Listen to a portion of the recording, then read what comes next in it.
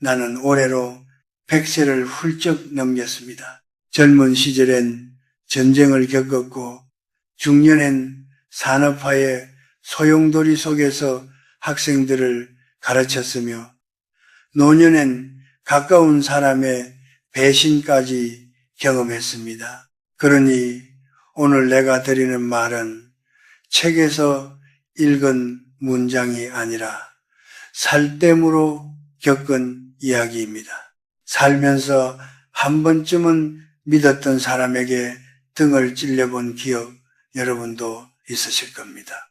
설마 그 사람이 그럴 줄은 몰랐다. 바로 그 말이 입에서 흘러나오던 날을 나는 아직도 잊지 못합니다. 제자처럼 아끼던 후배가 연구비 문제로 등을 돌렸고 형제라 믿었던 사람이 재산 앞에서 얼굴을 바꾸었습니다. 나는 분노하기보다 먼저 멍해졌습니다. 그리고 밤이 되자 분노는 나를 향했습니다. 내가 사람을 잘못 봤구나. 내가 너무 순진했구나. 중년 이후의 배신은 청년기의 배신과 다릅니다. 젊을 땐 다시 시작할 시간이 있지만 인생의 오후에는 이제는 사람을 다 안다고 생각했는데 하는 자존심의 상처가 더 큽니다. 통계청 자료를 보면 50대 이후 인간관계 갈등의 상당수가 금전 문제와 가족 간 이해관계에서 비롯됩니다. 결국 나이가 들수록 관계는 감정이 아니라 이해관계의 영향을 더 크게 받는다는 뜻이지요.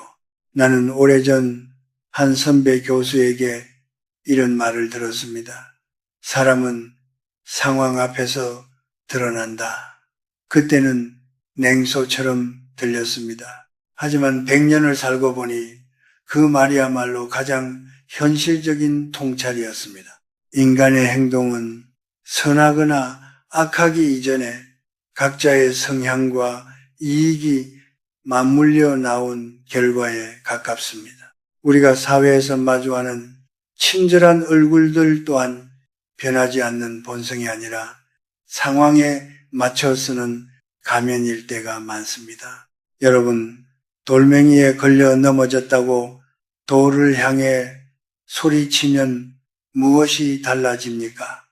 돌은 원래 그 자리에 있었을 뿐입니다. 내가 그 자리를 제대로 보지 못했을 뿐이지요. 사람도 때로는 그렇습니다. 그가 변했다기보다 우리가 그 사람의 본 모습을 늦게 본 것일지도 모릅니다. 노년의 지혜란 세상을 미워하는 것이 아닙니다. 세상을 있는 그대로 인정하는 것입니다. 분노는 우리를 갉아먹지만 이해는 우리를 단단하게 만듭니다. 나는 수십 년간 학생들에게 정의와 이상을 가르쳤지만 인생의 후반부에 이르러서야 깨달았습니다. 정의보다 먼저 필요한 것은 자기 보호라는 사실을 말입니다. 인생을 오전과 오후로 나눈다면 오전은 세상을 향해 나를 확장하는 시간이었습니다. 더 많은 사람을 만나고 더 큰 꿈을 꾸고 더 멀리 나아가야 했습니다. 그러나 오후가 되면 규칙이 바뀝니다. 이제는 확장이 아니라 수성입니다. 더 이상 모든 사람을 품으려 하지 말고 나를 지키는 울타리를 세워야 합니다. 많은 분들이 은퇴 즈음 무너지는 이유가 여기에 있습니다. 여전히 젊은 시절의 방식대로 사람을 믿고 속마음을 털어놓고 가진 것을 아낌없이 퍼주다가 결국 빈손이 됩니다. 그리고 말합니다. 나는 왜 이렇게 사람이 없을까? 아닙니다. 사람이 없는 것이 아니라 경계가 없었던 것입니다. 나는 100년을 지나오며 깨달았습니다. 노년은 축소의 시간이 아니라 정제의 시간입니다. 관계를 줄이고 말을 줄이고 욕심을 줄이되 대신 존엄은 더 단단히 붙드는 시간입니다. 시인 괴테는 말했습니다. 노년은 우리에게 젊은 날의 열정을 빼앗는 대신 통찰을 준다. 그 통찰을 외면하면 우리는 넓고도 철들지 못한 사람이 됩니다. 오늘 나는 여러분께 3가지 원칙을 이야기하려 합니다. 이것은 세상을 이기는 법이 아니라 노년에 휘둘리지 않고 서는 법입니다. 마지막까지 내 존엄을 지키기 위한 3가지 절대 원칙, 이제 하나씩 깊이 들어가 보겠습니다. 첫 번째는 입입니다. 나는 예순이 넘어서야 깨달았습니다. 말이 많아질수록 내 삶은 가벼워졌고 침묵이 깊어질수록 내 삶은 단단해졌다는 사실을 말입니다. 나이가 들면 자연스럽게 말이 늘어납니다. 외롭기 때문입니다. 살아온 세월을 인정받고 싶기 때문입니다. 내가 말이야로 시작하는 문장이 점점 길어집니다. 나 역시 그랬습니다. 어느 날 동창 모임에서 기분이 좋아 이렇게 말한 적이 있습니다. 우리 아들이 이번에 승진을 했네. 다들 웃으며 축하해 주었습니다. 그런데 그 이후로 이상하게 모임의 공기가 달라졌습니다. 연락이 줄었고 농담 속에 묘한 가시가 섞였습니다. 그때 나는 알았습니다. 나는 기쁨을 나누려 했지만 누군가의 비교가 되었구나. 심리학 연구에 따르면 인간은 타인의 불행에는 연대감을 느끼지만 타인의 성공에는 은밀한 위협을 느낀다고 합니다. 특히 비슷한 연령대, 비슷한 환경일수록 그 감정은 더 강해집니다. 40, 60대는 인생의 성적표가 어느 정도 드러난 시기입니다. 그래서 남의 성공은 곧 나의 미완성을 비추는 거울이 됩니다. 나는 그날 이후 자랑을 멈췄습니다. 좋은 일은 가슴에 묻었습니다. 기쁨은 나와 가족 안에서만 나누었습니다. 그랬더니 이상하게도 인간관계가 더 평온해졌습니다. 노년의 침묵은 비겁함이 아닙니다. 품격입니다. 둘째는 비밀입니다. 술 한 잔 들어가면 사람은 약해집니다. 너니까 말하는 건데 라는 문장은 관계를 깊게 만드는 것처럼 보이지만 사실은 관계를 위험하게 만드는 시작입니다. 나는 한 동료 교수에게 가정 문제를 털어놓은 적이 있습니다. 마음이 너무 무거웠습니다. 그는 고개를 끄덕이며 위로했습니다. 그런데 몇 달 후 다른 자리에서 그 이야기가 돌고 있다는 걸 알았습니다. 나는 배신감을 느꼈습니다. 하지만 시간이 지나 깨달았습니다. 비밀을 지키지 못한 건 그가 아니라 처음 입을 연 나였다는 것을. 비밀을 지키면 나는 그 비밀의 주인입니다. 그러나 말하는 순간 나는 그 비밀의 인질이 됩니다. 관계가 틀어지면 그 말은 칼이 되어 돌아옵니다. 노년의 상처가 깊은 이유는 우리가 이미 많은 것을 잃은 뒤이기 때문입니다. 그 위에 또 하나의 상처가 얹히면 견디기 어렵습니다. 그러니 나는 제자들에게 이렇게 말합니다. 설명하려 하지 말아라. 이해받으려 애쓰지 말아라. 침묵은 때로 가장 강력한 방패다. 우리는 젊을 때 소통을 미덕으로 배웠습니다. 그러나 노년에는 선택적 침묵이 미덕입니다. 모든 진심을 다 꺼내놓는 것이 진정성이 아닙니다. 어떤 진심은 지켜야 할 성지와도 같습니다. 말이 적어지면 처음엔 답답합니다. 사람들이 왜 그렇게 무뚝뚝해졌냐고 묻습니다. 변했다고 합니다. 정이 없다고 합니다. 하지만 생각해 보십시오. 정 많던 시절 우리는 얼마나 많이 상처받았습니까? 100년을 살며 나는 알았습니다. 말은 공기처럼 가볍지만 그 결과는 돌처럼 무겁습니다. 노년에 입은 문이 아니라 자물쇠가 되어야 합니다. 열기보다 지키는 것이 먼저입니다. 입을 닫으면 적어도 스스로를 공격할 무기를 남에게 쥐어주지 않습니다. 침묵은 당신을 작게 만드는 것이 아니라 당신을 높이는 기술입니다. 나는 이제 누군가의 자랑에도 누군가의 도발에도 쉽게 풀티키리 하지 않습니다. 그냥 마음속으로 이렇게 말합니다. 아, 저 사람은 지금 자신의 이야기를 하고 있구나. 그리고 조용히 미소 짓습니다. 입을 다스리는 순간 당신의 노년은 절반 이상 지켜집니다. 본 3. 두 번째는 지갑입니다. 나는 여든이 넘어서야 돈의 본질을 제대로 이해했습니다. 젊은 시절에는 돈을 성공의 상징으로 보았습니다. 더 벌어야 인정받고 더 가져야 안정된다고 믿었습니다. 그러나 100년을 살아보니 돈은 과시의 수단이 아니라 방어의 수단이었습니다. 돈은 사치를 위한 장식이 아니라 인생의 거센 파도를 막아주는 방파제였습니다. 대한민국의 노인 빈곤율은 OECD 국가 중 가장 높은 수준이라는 통계를 여러분도 들어보셨을 겁니다. 수치가 무엇을 말해줍니까? 오래 사는 것이 축복이 되려면 최소한의 경제적 자립이 전제되어야 한다는 뜻입니다. 돈이 없으면 선택권이 사라집니다.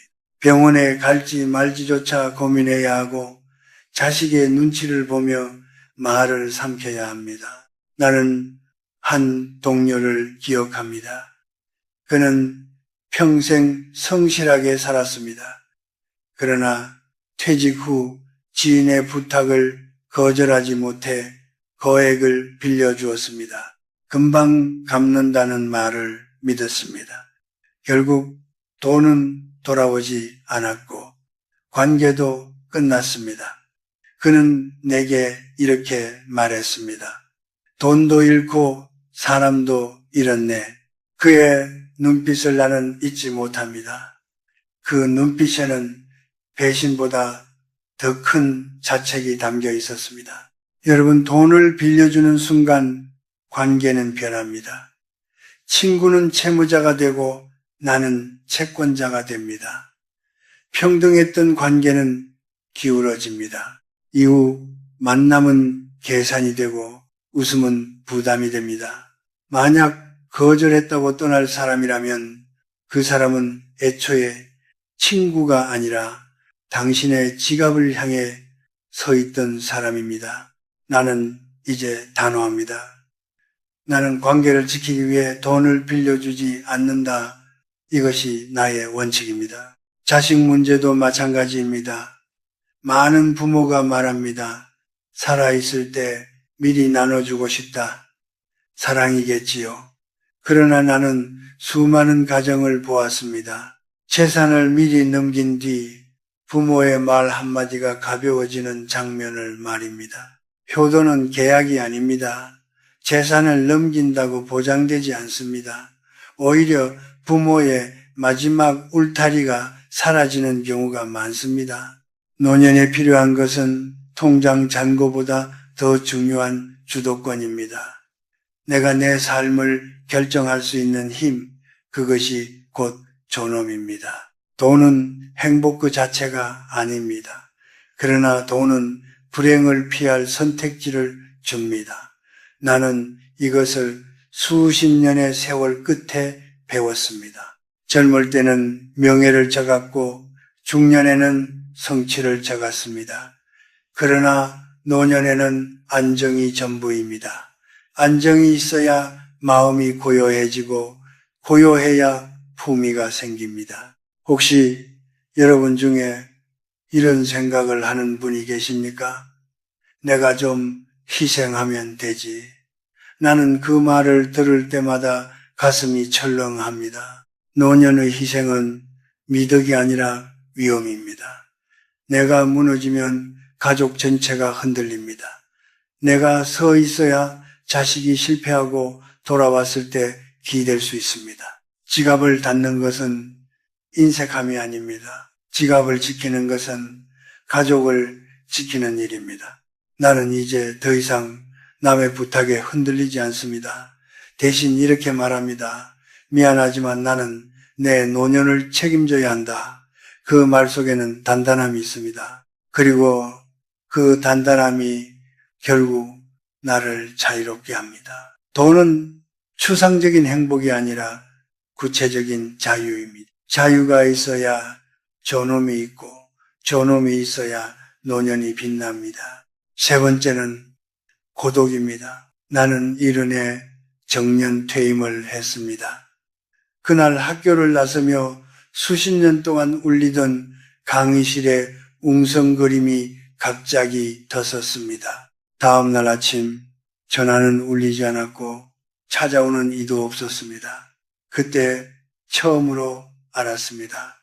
사람들 속에 있을 때는 몰랐던 정막이 얼마나 깊은지 많은 분들이 은퇴 후 가장 두려워하는 것이 바로 이 고독입니다. 통계에 따르면 50대 이후 우울감의 가장 큰 원인 중 하나가 관계의 단절이라고 합니다.